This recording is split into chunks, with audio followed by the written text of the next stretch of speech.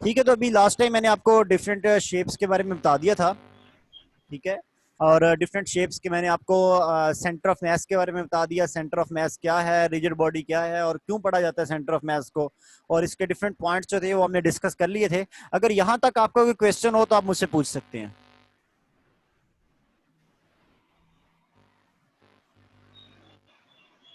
ठीक है, मैं इसको आगे कंटिन्यू कर रहा हूँ।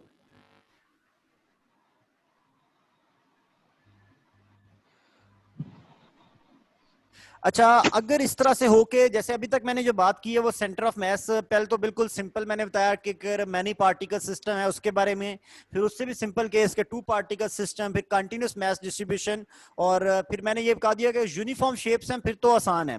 लेकिन अगर शेप्स इस तरह से हैं, जैसे हाफ शेप्स हैं, हाफ सर्कुलर है, सेमी सर्कुलर, हेमिस्फेयर वगैरह, तो उसके लिए आपको डिफरेंट फार्मूला इंटीग्रेशन मेथड से आपको फिर ज्यादा निकालने पड़ते हैं। लेकिन अगर कोई थोड़ा सा प्रॉब्लम और कॉम्प्लेक्स हो जाए, मतलब इस तरह की सिचुएशन आ जाए कि आपके पास एक मैस है और उस मैस में से कुछ हिस्सा काट कर बाहर निकाल लिया गया। ठीक है, एक बॉडी है और उसका मैस में से कुछ हिस्सा काट के बाहर निकाल लिया गया है, तो फिर उसका सेंटर ऑफ मैस के साथ क्या होगा, उसका सेंटर ऑफ मैस किस तरफ को शिफ्ट करेगा या क्या सिचुएशन होगी। ठीक है, तो ये देखें, ये पहले स्फेयर था, जैसे एक तस्वीर में आपको नजर आ रहा है, ये ब्लैक कलर का एक स्फेयर था जिसका रेडियस स्मॉल ए से रिप्रेजेंट किया जा रहा है।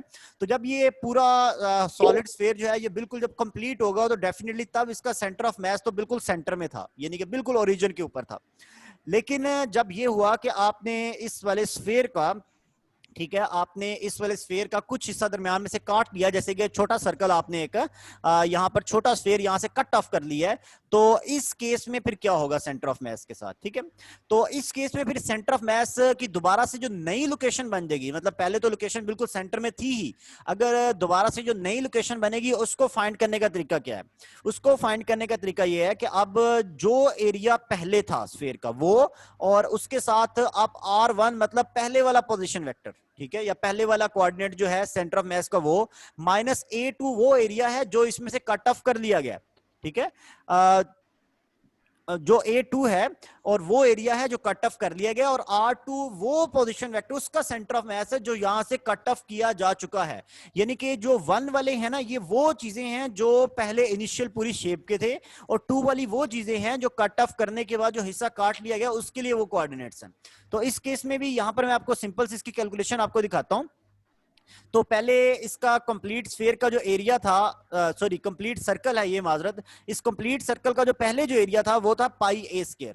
ठीक है, और इसमें से जो हमने एक छोटा सर्कल कट ऑफ कर लिया है उसका एरिया, उसका चूंकि रेडियस a/2 है, तो फिर जो छोटा सर्कल कट कर लिया, इसमें से निकाल के बाहर कर दिया, उसका एरिया होगा पाई ए स्क्वायर बाय 4। ठीक है, तो जो हमारे पास लार्ज सर्कल, यानी कि पहले वाला जो सर्कल था उसके सेंटर ऑफ मास बिल्कुल ओरिजिन के ऊपर था, उसके कोऑर्डिनेट 0 0 थे, और जो हिस्सा हमने कट ऑफ किया, तो अगर उस वाले सर्कल का सेंटर ऑफ मास देखें तो वो भी उसके सेंटर में लाई करेगा, जहां पर उसका एक्स कोऑर्डिनेट a/2 और y चूंकि 0 होगा। तो आपने ये फार्मूला अप्लाई करना है उसके ऊपर। ठीक है, a1 x1, a1 वो कोऑर्डिनेट्स हैं जो पहले पूरी शेप के थे, और a1 वो एरिया है जो पहले पूरी शेप का था, a2 वो एरिया है जो कट ऑफ कर लिया गया, x1 वो सेंटर ऑफ मास का एक्स कोऑर्डिनेट है जो जब पूरी शेप थी तब का, और x2 तो उसका हिस्सा है जो कट ऑफ कर लिया गया उस वाले हिस्से का सेंटर ऑफ मास का कोऑर्डिनेट है। ठीक है, तो ये वाला मेथड जब आप अप्लाई करेंगे तो आप इन दोनों में से जब इसको माइनस करेंगे तो आपके पास इस तरह का फैक्टर आएगा। ठीक है, इसको सिंपली कैलकुलेशन से मैं सर ये आपको, स्लाइड शुरू से रिपीट कर दीजिएगा। अच्छा मैं कर देता हूँ। ठीक है, तो जब जी आप सर, इसको थैंक यू। सॉल्व करेंगे तो आपके पास आंसर -a/6 आएगा। तो मतलब ये कि पहले जो एक्स कोऑर्डिनेट सेंटर ऑफ मास का बिल्कुल सर्कल के सेंटर में लाई कर रहा था, अब वो -a/6 का मतलब है कि अब वो लेफ्ट साइड पे शिफ्ट हो गया, और कितना हो गया, a/6 लेफ्ट साइड पे शिफ्ट हो गया। तो मैं इस स्लाइड में दोबारा से ये बात बता दूं, जैसे भाई ने कहा है कि अगर आपके पास कोई शेप है, उसका आपको सेंटर ऑफ मास पता है, उसका एरिया पता है, ठीक है, फिर आपने उसी शेप में से कुछ हिस्सा कट कर लिया, ठीक है, आपने उसी शेप में से कुछ हिस्सा काट के बाहर निकाल लिया है, तो जो हिस्सा काटा गया है उसका भी एरिया और उसका भी सेंटर ऑफ मैस आपको पता होना चाहिए, ठीक है, उसकी लोकेशन पता होनी चाहिए सेंटर ऑफ मैस की। तो आप पहले वाली कंप्लीट शेप का एरिया और सेंटर ऑफ मैस का यूज करते हुए और जो हिस्सा कट करके बाहर निकाल लिया उसका भी सेंटर ऑफ मैस और उसका एरिया का यूज करते हुए आप जो न्यू शेप बन गई है, यानी कि कट करने के बाद जो नई शेप बन गई है, उसका सेंटर ऑफ मैस की लोकेशन फाइंड कर सकते हो। उसके लिए आप ये फार्मूला यूज कर सकते हो जैसे कि ये स्क्रीन पे आपको शो हो रहे हैं, ठीक है।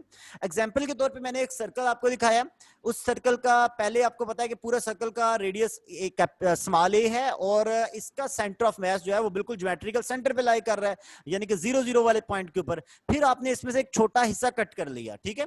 जब आपने इसमें से छोटा हिस्सा कट करके बाहर निकाल लिया तो वो जो बाहर निकालने वाला हिस्सा है, छोटा सर्कल जो कट किया गया, उसका डायमीटर चूंकि कैपिटल ए स्मॉल ए उसका डायमीटर है, तो उसका रेडियस a/2 रह जाएगा। तो जो हिस्सा कट किया गया उसका एरिया आपके पास आ जाएगा पाई आर स्क्वायर वाले सिंपल फार्मूले से पाई a स्क्वायर बाय 4, ठीक है। तो अब इस फार्मूले की मदद से, मतलब पहले वाली कंप्लीट शेप का एरिया, पहले वाली कंप्लीट शेप के सेंटर ऑफ मैस के को यूज करते हुए और जो हिस्सा कट कर लिया उसका एरिया और उसके सेंटर ऑफ मैस को यूज करते हुए, अब नई जो शेप बन गई है, कट करने के बाद जो नई शेप बन चुकी है, उसका सेंटर ऑफ मैस की लोकेशन इस फार्मूले से फाइंड कर सकते हैं, ठीक है। इस तरह अगर आप उसका y और z कोऑर्डिनेट्स निकालने हैं तो वो भी आप निकाल सकते हैं, ठीक है। और अगर आपको पोजीशन वेक्टर निकालना है तो वो भी आप निकाल सकते हैं। तो मुझे उम्मीद है कि आप ये बात जो है ये फॉलो कर गए होंगे। अगर आपको मैसेज दिए हो तो आप मैसेज वाले रिलेशन भी यूज कर सकते हैं। अगर आपको एरियाज का पता हो तो फिर आप एरियाज वाला रिलेशन भी यूज कर सकते हैं। तो यहां पे चूंकि सर्कल का एरिया के बारे में मालूमात थी तो हमने एरिया का रिलेशन यूज किया, ठीक है। कुछ लोग कह रहे हैं कि आवाज नहीं आ रही, ठीक है। तो जिनको आवाज नहीं आ रही, ये मेरे ख्याल से उनके अपने पास इंटरनेट का इशू है, ठीक है। काइंडली अपना इंटरनेट का जो कनेक्शन है उसको ठीक करें। जी मेहर साहब पूछें आप क्वेश्चन। हेलो माहिर अख्तर साहब, काइंडली क्वेश्चन पूछें ताकि मैं आगे कंटिन्यू करूं। आपने हैंड रेज किया। सर आपने सेंटर ऑफ मैस यहाँ निकाला लेफ्ट साइड पे, इसका थोड़ा एक्सप्लेन करें। सॉरी, काइंडली रिपीट कीजिएगा। मुझे जो क्वेश्चन आपका सर समझ आया ना। मैं जी बोले। सर लेफ्ट साइड में जो डेरिवेशन सारी आपने की है ना, तो इसे थोड़ा सा दोबारा एक्सप्लेन कर दें, क्योंकि राइट साइड वाली तो क्लियर हो गई है। ठीक है, लेफ्ट साइड पे ये देखें, लेफ्ट साइड पे ऊपर ऊपर वाले हिस्से में तो दिए हुए हैं यहाँ पर फार्मूले, ठीक है। और राइट साइड पे यहाँ पर कैलकुलेशन आपको समझ आ गई है। इसके जो नीचे है ना, ये इसी का नेक्स्ट पार्ट है। ये जो हिस्सा है, ये नीचे जो हिस्सा है, ये इसी वाले राइट साइड वाले हिस्से की कैलकुलेशन का नेक्स्ट पार्ट है। इसमें ऊपर a1 x1 minus a2 x2 जब आप करेंगे तो ये फैक्टर आ जाएगा और नीचे दोनों के एरियाज को माइनस कर दें, ठीक है। तो यहां से आपके पास ये उसकी कैलकुलेशन की गई है, सिंपल मैथमेटिकल कैलकुलेशन है, एलसीएम लेके उसको सॉल्व किया जा रहा है। तो इसमें एज सच को मुश्किल बात नहीं होगी, मुझे उम्मीद है। ठीक है सर, ठीक है। Thank you sir. Kindly miss Iqra अपना माइक ऑफ कर दे। मैं चले मैं खुद ही ऑफ करता हूँ। अच्छा ठीक है, इसको मैं अब आगे कंटिन्यू कर रहा हूँ। यहां तक जो बातें मैंने कर दी है ना, मैंने बिल्कुल सिंपल बातें बताई है काफी सारी आपको कि रिजिड बॉडी, प्लास्टिक और इलास्टिक बॉडी में डिफरेंस क्या है। और इसके बाद मैंने जो आपको मजीद जो आगे बातें बताई हैं उसमें मैंने सेंटर ऑफ मैस क्या है, उसकी सिग्निफिकेंस क्या है सेंटर ऑफ मैस की, और सेंटर ऑफ मैस के डिफरेंट एस्पेक्ट्स जो है वो बता दिए आपको। फिर आपको टू पार्टिकल सिस्टम का, फिर उसके बाद मैंने आपको कंटिन्यूस मैस डिस्ट्रीब्यूशन का जो सेंटर ऑफ मैस निकालना। फिर मैंने कहा कि अगर तो बिल्कुल ज्योमेट्रिकल यूनिफॉर्म शेप है, कंप्लीट शेप है, तो फिर तो उसके सेंटर में लाई करेगा सेंटर ऑफ मैस। लेकिन अगर कोई हाफ शेप है या सेमी है तो फिर आप उसके लिए इंटीग्रेशन मेथड अप्लाई कर सकते हैं। उसकी कुछ शेप्स की मैंने एग्जांपल भी दी है, ठीक है। फिर आखिर मैंने ये बताया कि अगर कोई आपके पास यूनिफॉर्म बिल्कुल कंप्लीट शेप थी और उसमें आपने उसमें से कुछ एरिया काट के बाहर निकाल लिया, तो फिर जो नई शेप बनेगी उसका सेंटर ऑफ मैस किस तरफ को शिफ्ट हो जाएगा। उसके लिए जो उसके नए वाली जो शेप बनेगी उसके सेंटर ऑफ मैस की लोकेशन फाइंड करने के लिए मैंने आपको कुछ फार्मूले बताए हैं। अगर आपको मैस गिवन हो तो ये फार्मूले यूज कर सकते हैं, अगर आपको एरियाज गिवन हो तो ये फार्मूले यूज कर सकते हैं, ठीक है।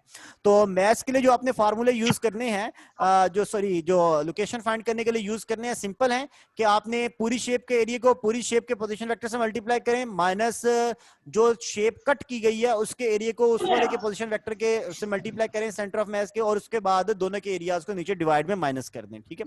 तो इस तरह से उसे सॉल्व कर सकते हैं। मैंने उसकी एक एग्जांपल यहाँ पर स्क्रीन पे सॉल्व करके भी दिखा दी है, ठीक है। सर ये माइक ऑफ कर दें प्लीज। मैं खुद ही कर देता हूँ, एक सेकंड प्लीज। अजमल सुल्तान साहब, आपकी वीडियो शो हो रही है, काइंडली वीडियो भी ऑफ करें अपनी। सर मेरा क्वेश्चन है जी जी कि अभी जो आपने ये एग्जांपल दिए इसके अंदर हमने जो छोटा सर्कल था वो हमने राइट साइड पे किया था जी जी और उसके जो कोऑर्डिनेट आए थे वो आए थे -a/6 वो 0। जी जी। अगर हम इसी सर्कल को अप साइड पे ले जाते हैं या डाउन साइड पे ले जाते हैं तो सिंपल हम इसके कोऑर्डिनेट को चेंज कर देंगे। हाँ ठीक है, फिर अगर आप इसको वाई एक्स से काटते हैं तो फिर आपका सेंटर ऑफ मास जो है ना वो वाई एक्सिस में शिफ्ट होगा। ठीक है, उसमें जो चेंज आएगा वो वाई डायरेक्शन में आएगा, एक्स डायरेक्शन में सेंटर ऑफ मास में चेंज नहीं आएगा अगर आप इसको अप एंड मतलब डाउन उसके काटते हैं। अगर आप मतलब इसको उसके काट कोऑर्डिनेट जी जी मतलब उसके कोऑर्डिनेट हो जाएंगे 0, -a/6। हाँ जी, ठीक कह रहे हैं आप। नहीं नहीं, अगर तो आप डाउनवर्ड से काटते हैं ना तो फिर सेंटर ऑफ मास ऊपर की साइड पे शिफ्ट होगा। ठीक है, तो फिर होगा ठीक है +0 + a/6। अगर अपवर्ड से काटते हैं तो फिर डाउनवर्ड शिफ्ट होगा, फिर 0 + -a/6 आएगा। ठीक है, अगर अपवर्ड काटेंगे तो डाउनवर्ड शिफ्ट होगा, डाउनवर्ड से काट देंगे तो अपवर्ड शिफ्ट होगा। जैसे यहाँ पर हमने राइट साइड से काटा तो सेंटर ऑफ मास लेफ्ट की तरफ शिफ्ट हो गया। ठीक है सर, थैंक यू। ठीक है, अच्छा इसके बाद velocity of the centre of मास। तो मैंने पहले ही बताया था कि जो सेंटर ऑफ मास है ये ऐसा पार्टिकल होता है जो ऐसे बिहेव करता है जैसे पूरे सिस्टम का मास उसके ऊपर कंसेंट्रेटेड है। ठीक है, तो वेलोसिटी फाइंड करने का जो जनरल फार्मूला है, जैसे जो ही पोजीशन वेक्टर का फार्मूला हमने इससे पहले पढ़ा था सेंटर ऑफ मास का कि पोजीशन वेक्टर का जो फार्मूला था, अगर उसी का आप टाइम डेरिवेटिव ले लें तो वो आपके पास पोजीशन वेक्टर सॉरी अगर आप जो पोजीशन वेक्टर था सेंटर ऑफ मास का उसी का टाइम डेरिवेटिव ले लें तो आपके पास सेंटर ऑफ मास की वेलोसिटी का वेक्टर आ जाएगा। ठीक है, तो वो वेलोसिटी का वेक्टर भी बिल्कुल इसी तरह है कि आपने पहले ऊपर तमाम जितने भी पार्टिकल्स हैं उस सिस्टम में उन तमाम पार्टिकल्स ऑफ सिस्टम्स के मोमेंटम्स को सम करना है, वेक्टोरिकली सम करना है। सम करने के बाद बॉडी के टोटल मास पे डिवाइड कर देना। ठीक है, तो अगर आपके पास इनफाइनाइट नंबर ऑफ पार्टिकल्स हैं तो डेफिनेटली फिर आप ये सम नहीं करेंगे बल्कि आपको इसको इंटीग्रेट करना पड़ेगा। ठीक है, तो इसका रिलेशन इस तरह से भी है कि अगर ये कैपिटल एम जो यहाँ डिवाइड हो रहा है इधर जाके सेंटर ऑफ मास की वेलोसिटी से मल्टीप्लाई हो जाए तो आपके पास ये जो ऊपर टर्म है ये आपको पता चल रहा है कि ये तमाम सिस्टम के तमाम पार्टिकल्स के मोमेंटम्स का सम है। तो सिस्टम के तमाम पार्टिकल्स के जो मोमेंटम्स का सम है वो आपके पास किसके इक्वल है? Mass of the total system multiply by the velocity of the centre of मास। तो यहां पर आप ये गौर से देख सकते हैं कि यहां पर सेंटर ऑफ मास ऐसे बिहेव कर गया है जैसे पूरे सिस्टम का मास उसके ऊपर कंसंट्रेटेड है। तो पूरी बॉडी की मोशन इस तरह से है कि जैसे पूरे सिस्टम का मास उठा के सेंटर ऑफ मास पे रख दें तो फिर जिस तरह से पूरी बॉडी की मोशन होगी वो उस मोशन से सेंटर ऑफ मास की मोशन से रिजेंबल करना शुरू हो जाएगी। तो अगर आपको एक्सेलेरेशन निकालना है सेंटर ऑफ मास का तो वही जो वेलोसिटी का वेक्टर है सेंटर ऑफ मास की उसका मजीद टाइम डेरिवेटिव ले लें तो फिर आपके पास acceleration of centre of mass आ जाएगा। और यहां से ये देखें अगर आप ये स्मॉल m जो है यहाँ पे डिवाइड हो रहा है इधर आके मल्टीप्लाई कर दे तो ये जो ऊपर तमाम पार्टिकल्स की जो ये जो ऊपर जो टर्म्स आ रही हैं ये तमाम पार्टिकल्स की के ऊपर एक्ट होने वाली फोर्सेस का सम है। और तमाम पार्टिकल्स के ऊपर किसी भी सिस्टम के तमाम पार्टिकल्स के ऊपर जो फोर्सेस लग सकती हैं वो दो तरह की हो सकती हैं। वो उसकी इंटरनल फोर्सेस भी हो सकती हैं तो एक्सटर्नल भी हो सकती हैं। ठीक है, तो इसलिए जो ऊपर वाला फैक्टर है जो तमाम पार्टिकल्स की ऊपर लगने वाली फोर्सेस का जो सम वाला फैक्टर है वो असल में net external plus net internal forces का सम है। ठीक है, तो चूंकि नेट इंटरनल फोर्सेस जो सिस्टम की होती हैं वो आपस में कैंसल आउट हो जाती हैं एक्शन रिएक्शन होने की वजह से। तो जितनी फोर्सेस एक पार्टिकल दूसरे पे लगा रहा होगा दूसरा पार्टिकल उस पहले वाले पे भी लगा रहा होगा तो किसी भी सिस्टम की जितनी भी इंटरनल फोर्सेस हैं वो एक्शन रिएक्शन की वजह से प्लस माइनस के सिग्नेचर साइंस की वजह से वो सारी की सारी सम होकर जीरो हो जाएंगी। तो किसी भी सिस्टम के ऊपर अगर ओवरऑल नेट फोर्स देखी जाए तो उसकी एक्सटर्नल फोर्स ही होती है, इंटरनल फोर्सेस वहां पर कंसीडर नहीं होती। ये मैं तब की बात कर रहा हूं जब रिजिड बॉडी है। इलास्टिक बॉडी में ऐसा नहीं है, इलास्टिक बॉडी में आप इंटरनल फोर्सेस को भी कंसीडर करते हैं, उसमें शेप चेंज आ जाती है। ठीक है, तो अगर हमारे पास बॉडी है रिजिड तो उसके अंदर तमाम इंटरनल फोर्सेस का सम तो जीरो होगा तो उसके अंदर जो सेंटर ऑफ मास का एक्सेलरेशन है वो किसके इक्वल होगा? Net external force over the total mass of the body. ठीक है, तो यहां पर क्या करना है आपने अगर ये टोटल मास ऑफ बॉडी को सेंटर ऑफ मास के एक्सेलरेशन से मल्टीप्लाई कर दें तो नेट एक्सटर्नल फोर्स भी किसके इक्वल है? मास multiply by acceleration of the centre of मास। तो यहां पर भी आप देख सकते हैं इस केस में भी सेंटर ऑफ मास ने ऐसे बिहेव किया है कि जैसे पूरी बॉडी का मास उसके ऊपर कंसंट्रेटेड है और वो पूरी बॉडी की मोशन को रिप्रेजेंट कर रहा है। ठीक है, तो सेंटर ऑफ मास दरअसल एक ऐसा पॉइंट होता है किसी भी बॉडी में जो पूरी बॉडी की मोशन को रिप्रेजेंट करता है ऐसे जैसे सारे बॉडी का मास उस पॉइंट के ऊपर कंसंट्रेटेड है। ठीक है, तो यहाँ पर दो अहम फार्मूले में पता चल गए हैं, बल्कि चार बातें में पता चली हैं बहुत इंपॉर्टेंट किस्म की। एक तो ये कि वेलोसिटी जो है सेंटर ऑफ मास की वो कैसे निकालनी है, ठीक है। अगर आपके पास पोजीशन वेक्टर है सेंटर ऑफ मास का तो उसका टाइम डेरिवेटिव लें। एक्सेलरेशन कैसे निकालना है, अगर आपके पास वेलोसिटी वेक्टर है तो उसका टाइम डेरिवेटिव लें तो सेंटर ऑफ मास का एक्सेलरेशन आ जाएगा, ठीक है। अगर आपको पूरे सिस्टम का नेट मोमेंटम निकालना है तो आप मास multiply by velocity of the centre of मास से मल्टीप्लाई करें। अगर आपको पूरे सिस्टम पे एक्ट होने वाली एक्सटर्नल फोर्स निकालनी है तो आप पूरे सिस्टम का मास multiply by acceleration of the centre of मास से मल्टीप्लाई करें उसको, ठीक है। तो इस तरह अगर आपको पूरे सिस्टम पे एक्ट, पूरे सिस्टम का मोमेंटम निकालना है या पूरे सिस्टम को आपको फोर्स निकालनी है तो आप सिंपली सेंटर ऑफ मास से उसका पूरी बॉडी के मास को मल्टीप्लाई करके ये पैरामीटर आप ऑब्टेन कर सकते हैं। इसमें आपको इंडिविजुअल पार्टिकल्स को हल करने की जरूरत नहीं है। और यहां पर एक और अहम बात ये पता चल रही है कि अगर आपके सिस्टम के बाकी पार्टिकल्स पे फोर्सेस एक्ट हो रही हैं लेकिन सेंटर ऑफ मास के का एक्सेलरेशन जीरो है, अगर सेंटर ऑफ मास का एक्सेलरेशन जीरो है तो फिर नेट एक्सटर्नल फोर्स भी जीरो है। अगर आपके सेंटर ऑफ मास की वेलोसिटी जीरो है तो आपके पूरे सिस्टम का मोमेंटम भी जीरो है, ठीक है। तो अगर सेंटर ऑफ मास मूव करेगा तो पूरे सिस्टम का मोमेंटम होगा, अगर सेंटर ऑफ मास का एक्सेलरेशन होगा तो पूरे सिस्टम पे फोर्स एक्ट हो रही होगी, अगर सेंटर ऑफ मास पे का कोई एक्सेलरेशन नहीं तो पूरे सिस्टम पे नेट एक्सटर्नल फोर्स भी नहीं है, और अगर आपके पास सेंटर ऑफ मास की वेलोसिटी नहीं है तो पूरे सिस्टम का नेट मोमेंटम भी नहीं है, ठीक है। तो मतलब ये कि सेंटर ऑफ मास की इंपॉर्टेंस बहुत ज्यादा है मैनी पार्टिकल सिस्टम में, या फिर किसी भी रिजिड बॉडी की मोशन को एक्सप्लेन करते हुए जैसी मोशन सेंटर ऑफ मास करेगा वैसी ही पूरी बॉडी की मोशन होगी। तो इसको मैं आगे भी कंटिन्यू कर रहा हूं। अच्छा, centre of mass at rest. तो सेंटर ऑफ मास कब कब रेस्ट में हो सकता है? सेंटर ऑफ मास तब रेस्ट में हो सकता है कि अगर सिस्टम के तमाम पार्टिकल रेस्ट में है। डेफिनेटली अगर सिस्टम के तमाम पार्टिकल्स रेस्ट में है तो तमाम पार्टिकल्स का जो मोमेंटम्स का सम होगा या सिस्टम का टोटल मोमेंटम जीरो होगा। सिस्टम का टोटल मोमेंटम जीरो तो डेफिनेटली सेंटर ऑफ मास भी एट रेस्ट में हो जाएगा। और उसके बाद दूसरी बात यह है कि particles are moving such that their net momentum is zero.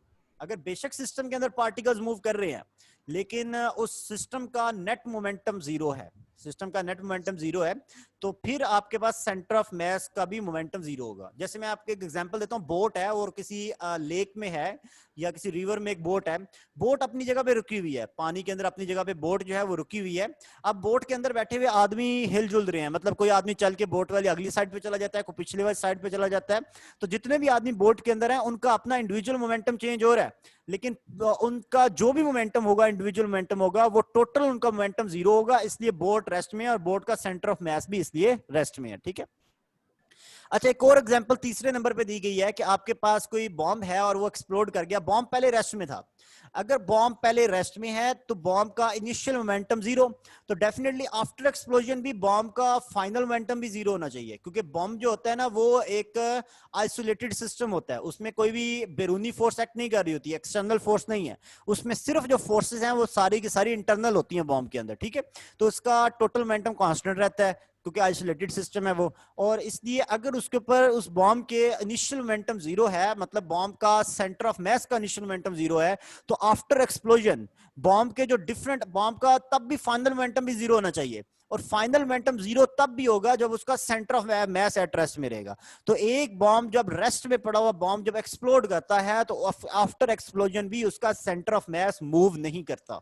क्यों नहीं करता? क्योंकि आफ्टर एक्सप्लोजन भी उसका मोमेंटम जो है वो जीरो ही होना चाहिए। तो यही बात यहां पर थर्ड पॉइंट में लिखी हुई है कि bomb will remain at the original, centre of mass of the bomb will remain at the original position. ये मैं आखिरी दो लाइनों में पढ़ रहा हूं, ठीक है। And the fragment flies such that their net momentum remain zero. तो बेशक उसके फ्रैगमेंट फ्लाई कर जाएंगे लेकिन उसका नेट मोमेंटम भी जीरो रहेगा और उसका सेंटर ऑफ मास भी अपनी ओरिजिनल पोजीशन पे ही रहेगा, वो भी मूव नहीं करेगा, ठीक है। और तो ये इसके कैसे बाद पॉसिबल है वैसे ये? जी, मतलब ये पॉसिबल कैसे, इसके फ्रैगमेंट्स फ्लाई करके बॉम्ब फट गया, हाँ फिर भी जी। सेंटर ऑफ मास उसका मोमेंटम चेंज नहीं हो रहा? देखिए ना, सेंटर ऑफ मास एक ऐसा पॉइंट है जो बिल्कुल एक पॉइंट है, पूरा पूरा बॉम्ब तो नहीं है, तो बिल्कुल उसके जो सेंटर ऑफ मास का पॉइंट होगा वो मूव नहीं करेगा आफ्टर द एक्सप्लोजन, ठीक है। तो इसमें नाम मानने वाली बात क्या है, मुझे वो समझ नहीं आ रही। सर मुझे एक्चुअली ये बात समझ नहीं आ रही, जब एक बॉडी जिसके हम सेंटर ऑफ मास को डिस्कस कर रहे हैं, जब वो बॉडी एग्जिस्ट ही नहीं करेगी तो उसका सेंटर ऑफ मास पे कहाँ से एग्जिस्ट करेगा फिर? बॉडी एग्जिस्ट तो नहीं बॉम्ब जब करेगी? फट जाए, यानी मतलब कि क्या? आप बॉम्ब की बात कर रहे हैं, जब बॉम्ब ब्लास्ट हो जाएगा, जब वो एग्जिस्ट ही नहीं नहीं नहीं, करेगा। मैं दोबारा बताता हूँ आपको। जब बॉम्ब एक्सप्लोड करेगा, ठीक है, जी जब बॉम्ब एक्सप्लोड करेगा तो आफ्टर एक्सप्लोजन चाहे उसके पार्टिकल सेपरेट सेपरेट हो गए हैं, लेकिन वो पूरा एक सिस्टम ही है। सही है। और अगर हवा की कोई फ्रिक्शन ना हो, अगर हवा की कोई फ्रिक्शन ना हो, तो वो पार्टिकल जिस साइड पर फ्लाई करना शुरू किए थे ना, वो वैसे ही फ्लाई करते ही रहेंगे और वो पूरा एक सिस्टम ही रहेगा। सही है। ये नहीं कि आफ्टर एक्सप्लोजन टुकड़े लादा होने के बाद वो सिस्टम चेंज, वो सिस्टम खत्म नहीं हो जाएगा। आफ्टर एक्सप्लोजन भी वो सिस्टम ही है। अगर बिफोर एक्सप्लोजन वो सिस्टम है, तो आफ्टर एक्सप्लोजन भी वो सिस्टम ही है। ठीक है। जैसे आप सिंपल सी हम एग्जांपल पढ़ते हैं गन एंड बुलेट वाली। ठीक है। तो क्या गोली फायर होने के बाद क्या गोली और गन का आपस में कनेक्शन खत्म हो जाता है? लेकिन गन जो है वो तो बैकवर्ड मूव करती है फिर भी, तो वो एक सिस्टम के तौर पे बिहेव करते हैं आफ्टर फायर भी। सही है। सही। तो इसी तरह यहां पर एक पॉइंट नंबर 4 आप देख सकते हैं। पॉइंट नंबर 4 में ये कहा गया कि एक फ्रिक्शन लेस प्लेटफॉर्म है। हाँ, एक और अहम बात बता दूं, अगर किसी सिस्टम के ऊपर फ्रिक्शनल फोर्स एक्ट हो रही है ना, तो फ्रिक्शनल फोर्स एक्सटर्नल फोर्स है।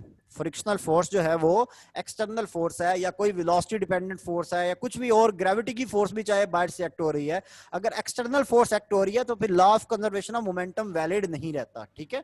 तो जरूरी नहीं है कि फिर अगर बिफोर कोलिजन मोमेंटम कुछ है और बाद में कुछ और भी हो सकता है, वैल्यू चेंज भी हो सकती है।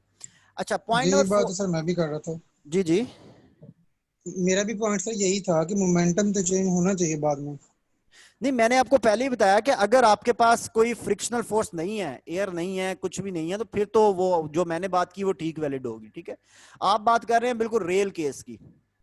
रेल में तो डेफिनेटली जी फ्रिक्शनल जी। फोर्स एक्ट होती हैं, फिर तो मोमेंटम वो नहीं रहेगा। वो जो भी फ्रेगमेंट्स हैं वो फ्लाई करने के बाद नीचे गिर जाएंगे, खत्म हो जाएगा मोमेंटम उनका कुछ देर के बाद। ठीक है।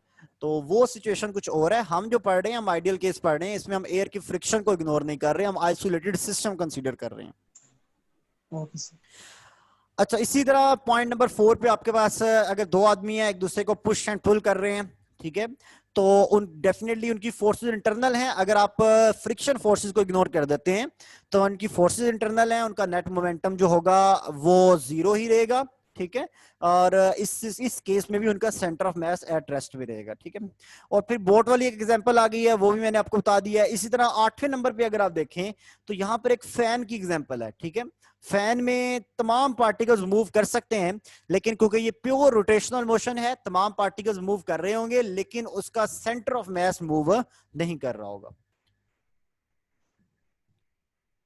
इसके बाद आपके पास एग्जांपल है common centre of mass moving with uniform velocity.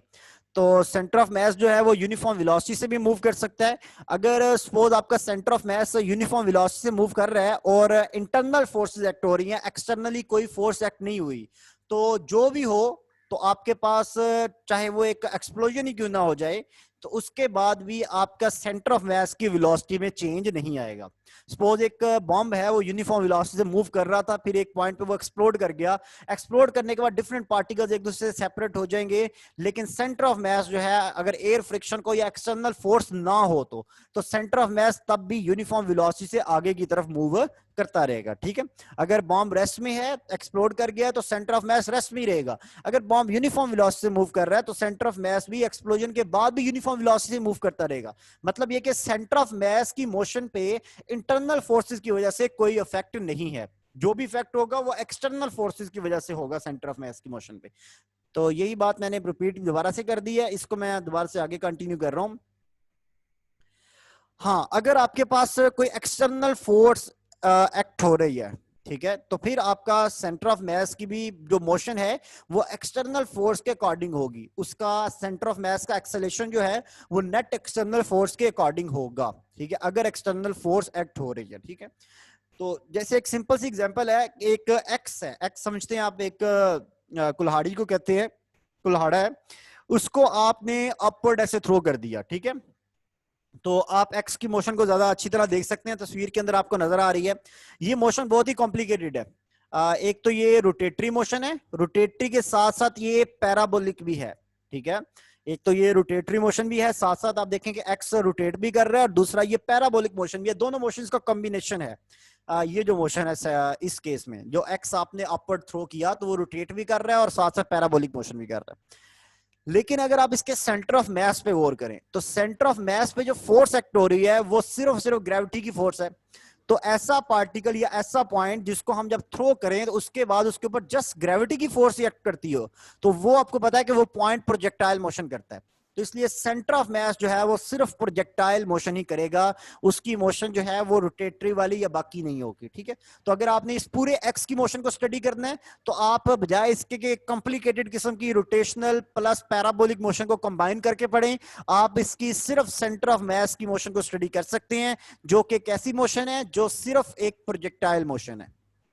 ठीक है, तो मुझे उम्मीद है कि आप मेरी ये बात फॉलो कर गए होंगे। अगर एक बहुत कॉम्प्लेक्स टाइप की मोशन आपके पास बन गई है, जैसे मैंने एग्जांपल दी कि एक एक्स है, कुल्हाड़ा है, उसको आपने अपवर्ड थ्रो कर दिया तो अब वो रोटेट भी कर रहा है और पैराबोलिक मोशन भी कर रहा है। तो इस केस में आपके पास जो उस वाले एक्स का जो सेंटर ऑफ मास है, अगर उस पर गौर करें तो उस पर कौन सी फोर्सेस एक्ट हो रही हैं। एक तो आपने एक्स को जब अपवर्ड फेंका तो डेफिनेटली सेंटर ऑफ मास को भी आपने इनर्शिया दे दिया, और दूसरा उसके बाद वो under the action of gravity move कर रहा है। तो इनर्शिया और under the action of gravity जो सेंटर ऑफ मास वाले पार्टिकल की जो मोशन होगी वो पैराबोलिक होगी, और अगर पूरी बॉडी की मोशन को देखा जाए तो वो पैराबोलिकली डील होगा, उसमें आप फिर रोटेशनल मोशन को आपको कंसीडर करने की जरूरत नहीं है। और सिंपल आप उसके सेंटर ऑफ मास की हाइट, रेंज और टाइम ऑफ फ्लाइट के लिए आप सिंपल प्रोजेक्टाइल मोशन के फॉर्मूले अप्लाई कर सकते हैं। तो यहां तक मैंने जो बातें कर दी हैं वो बड़ी थोड़ी कॉम्प्लेक्स भी हैं, लेकिन काफी सारी सिंपल बातें भी हैं। मैंने आपको सेंटर ऑफ रिजिड बॉडी के बारे में बता दिया। रिजिड बॉडी के अलावा फिर मैंने आपको सेंटर ऑफ मास और सेंटर ऑफ मास के डिफरेंट पॉइंट्स, फिर टू पार्टिकल सिस्टम का सेंटर ऑफ मास, फिर इसके अलावा मैंने आपको बता दिया है टू पार्टिकल सिस्टम के सेंटर ऑफ मास के बाद मैंने आपको कंटिन्यूस मास डिस्ट्रीब्यूशन का सेंटर ऑफ मास, फिर डिफरेंट किस्म की जो हाफ शेप्स होती हैं, कंप्लीट शेप्स नहीं है, उनका सेंटर ऑफ मास, और फिर मैंने ये भी बता दिया कि अगर कोई बिल्कुल geometrical exact geometrical shape, complete shape है तो उसका सेंटर ऑफ मास उसके बिल्कुल ज्योमेट्रिकल सेंटर पे लाई करेगा। ठीक है, अच्छा, ये बातें करने के बाद फिर आखिर में मैंने एक और थोड़ा सा कॉम्प्लेक्स प्रॉब्लम ये बताया कि कोई शेप है, बिल्कुल रेगुलर यूनिफॉर्म शेप थी, उसमें से कुछ हिस्सा काट लिया जाता है, तो फिर आपने वो जो बाद में शेप बनेगी, कट होने के बाद जो बाकी शेप बच जाएगी, उसका सेंटर ऑफ मास की लोकेशन को कैसे निकालना है। ठीक है, अच्छा, इसके बाद फिर मैंने सेंटर ऑफ मास के बारे में ये बताया कि जो पूरे सिस्टम का मोमेंटम का जो पूरे सिस्टम का जो मोमेंटम है वो पूरे सिस्टम का मास multiply by acceleration velocity of centre of मास के इक्वल है। पूरे सिस्टम पे एक्ट होने वाली जो एक्सटर्नल फोर्स है वो पूरे सिस्टम का मास multiply by acceleration of the centre of मास के इक्वल है। और इसी तरह मैंने आपको ये भी बताया कि अगर आपके पास कोई ऐसी सिचुएशन है कि जहां पर शुरू में सेंटर ऑफ मास रेस्ट में था और एक्सटर्नल फोर्स एक्ट नहीं हो रही, तो जो भी आखिर धमाका भी क्यों ना हो जाए, बाद में भी सेंटर ऑफ मास रेस्ट में ही रहेगा। और अगर आपका centre of mass uniform velocity से मूव कर रहा था तो फिर बेशक अगर एक्सटर्नल फोर्स एक्ट नहीं हो रही तो तब भी आफ्टर द सिचुएशन भी centre of mass uniform velocity से ही मूव करेगा। ठीक है, तो ये बातें मैंने आपको बता दी है। इसी तरह अगर आपके पास कोई बॉडी जो है उसके ऊपर एक्सटर्नल फोर्स एक्ट हो रही है, तो जितना एक्सटर्नल फोर्स की वजह से पूरी बॉडी का एक्सेलरेशन जो एक्सटर्नल फोर्स होगी वो किसके इक्वल होगी, पूरी बॉडी का मास multiply by acceleration of that centre of मास। और जब भी चाहे जितनी भी कॉम्प्लेक्स मोशन है, बॉडी जितनी भी कॉम्प्लेक्स टाइप की मोशन कर रही है, आपको किस पे फोकस करना है, उसके सेंटर ऑफ मास पे फोकस करना है। कि बॉडी की मोशन बेशक कॉम्प्लेक्स है लेकिन सेंटर ऑफ मास किस तरह की मोशन कर रहा है, सेंटर ऑफ मास पे कौन सी फोर्सेस एक्ट हो रही हैं। तो अगर हो सकता है कि बॉडी बेशक बहुत कॉम्प्लेक्स मोशन कर रही हो लेकिन जो सेंटर ऑफ मास है वो बड़ी सिंपल सी मोशन कर रहा हो और उसको कैलकुलेट करना, उसको सॉल्व आउट करना बहुत ही आसान हो जाए आपके लिए। ठीक है, तो मुझे उम्मीद है कि बात आपको समझ आई होगी। इसी तरह जैसे कोई गाड़ी है और गाड़ी का कोई व्हील है, गाड़ी आगे की तरफ मूव कर रही है, तो आप देख सकते हैं कि जो व्हील की मोशन होती है ना, जब गाड़ी फॉरवर्ड मूव कर रही है या बैकवर्ड मूव कर रही है, तो व्हील की motion combined rotational plus translational motion होती है। व्हील की जो मोशन होती है वो rotational plus translational combined motion होती है। लेकिन अगर आप उस व्हील की जस्ट ट्रांसलेटरी, आप उस व्हील का ट्रांसलेशनल काइनेमेटिक्स को डिस्क्राइब करना चाहते हैं, तो आपको जस्ट क्या बताना है, आपको ये बताना है कि उस व्हील का सेंटर ऑफ मास जो simple one dimensional linear motion कर रहा है उसको डिस्क्राइब करना है। तो आपको उसकी कॉम्प्लेक्स प्रॉब्लम में डील करने की जरूरत फिर नहीं है। तो इसको मैं आगे कंटिन्यू कर रहा हूं। अच्छा, यहां तक हमारा सेंटर ऑफ मैस का टॉपिक खत्म हो गया, ठीक है। अब जो नेक्स्ट टॉपिक हमारा स्टार्ट हो रहा है वो टॉपिक है कुलयन का। कुलयन कब होता है? कुलयन हमेशा तब भी होता है जब दो बॉडीज के दरमियान कोई इंपल्सिव फोर्स एक्ट करती है। अगर दो बॉडीज के दरमियान कोई इंपल्सिव फोर्स एक्ट करती है, और इंपल्सिव फोर्स आपको पता है कि लार्ज फोर्स होती है और शॉर्ट इंटरवल ऑफ टाइम के लिए होती है। अगर दो बॉडीज के दरमियान कोई इंपल्सिव फोर्स एक्ट होती है जिसकी वजह से उनकी वेलोसिटीज में कोई चेंज आ गया सपोज बॉडीज की, तो उस चीज को हम कुलयन का नाम देते हैं, या उस चीज को हम इंपैक्ट भी कहते हैं। तो कुलयन में जरूरी नहीं है कि बॉडीज जो हैं वो आपस में फिजिकली कांटेक्ट करें, मतलब एक दूसरे के साथ आकर उनकी बॉडीज टच हो तो तब भी कुलयन हो, ऐसा जरूरी नहीं है, ठीक है। कुलयन तब भी हो सकता है जब कोई डिस्टेंस से भी इंपल्सिव फोर्स अगर एक्ट हो रही है तो तब भी कुलयन हो सकता है। स्पेशली हमारे पास जब चार्ज पार्टिकल होते हैं तो चार्ज पार्टिकल में कुलयन जो है, जैसे अल्फा पार्टिकल को किसी न्यूक्लियस पे बम्बार्ड किया जाता है, तो जरूरी नहीं कि अल्फा पार्टिकल जाके न्यूक्लियस को टक्कर मार के आए तो तब भी कुलयन होगा, नहीं। उसमें इंपल्सिव फोर्स एक डिस्टेंस तक भी एक्ट कर जाए तो तब भी कुलयन पूरा हो जाता है, कुलयन की कंडीशन सेटिस्फाई हो जाती है, ठीक है। तो कुलयन के बारे में मैंने बता दिया कि कुलयन पार्टिकल्स का जरूरी नहीं है कि मे और may not come to physical contact, के फिजिकल कांटेक्ट हो भी सकता है और नहीं भी हो सकता, ठीक है। और कुलयन के दौरान जो हमारा टाइम ऑफ कुलयन जो डेल टी है वो नेग्लिजिबल, बहुत नेग्लिजिबल होगा एज कंपेयर टू पूरी मोशन के। जो टकराने का टाइम है वो बहुत शॉर्ट होगा और उसमें काफी लार्ज फोर्स एक्ट कर रही होगी, ठीक है।